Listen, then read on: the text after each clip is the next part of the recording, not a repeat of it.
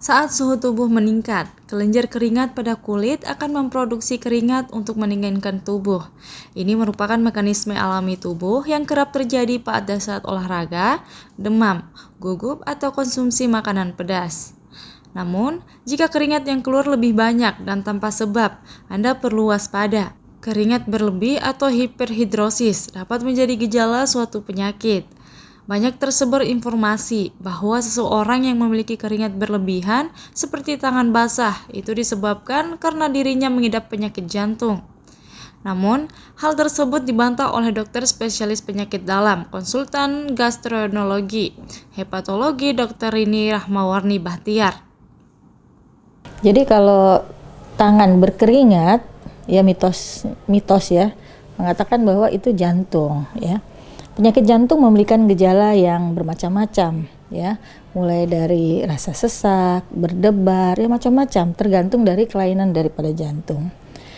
Ada juga keringat berlebih ya pada tangan kalau ada gangguan di jantung, tetapi tentu disertai dengan kelainan-kelainan lain.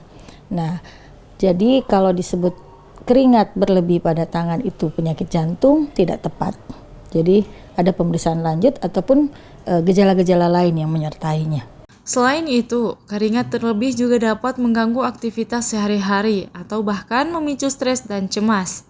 Saat mengalami hiperhidrosis, kelenjar keringat bekerja terus-menerus sehingga menghasilkan kelebihan keringat yang tidak dibutuhkan tubuh. Bukan hanya itu, faktor genetik juga bisa menjadi salah satu penyebab tangan basah atau keringat terlebih tanpa aktivitas. Hal tersebut memang biasa terjadi pada orang-orang tertentu. Jadi kalau berkeringat karena aktivitas olahraga atau misalnya cuaca panas ya tentu secara kompensasi dari tubuh ya. Nah, bagaimana kalau tidak? Ya, tidak panas, tidak habis olahraga, tidak ada masalah yang lain tapi berkeringat. Nah, itu banyak penyebab. Bisa saja ada beberapa penyebabnya. Yang pertama ada namanya hiperhidrosis ya, penyakit tertentu yang mana itu primer. Jadi dia aktivitas keringatnya sangat berlebihan di tangan ya. Kemudian yang kedua yaitu tadi pemicu yang stres ya, itu bisa meskipun cuaca tidak panas, meskipun tidak ada aktivitas, nah itu pemicu stres atau gugup ya, atau emosi itu bisa.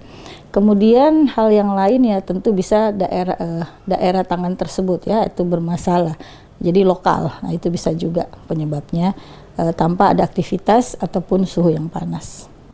Namun, keringat berlebihan tersebut dapat ditangani dengan langkah-langkah preventif seperti yang diungkapkan oleh Dr. Rini.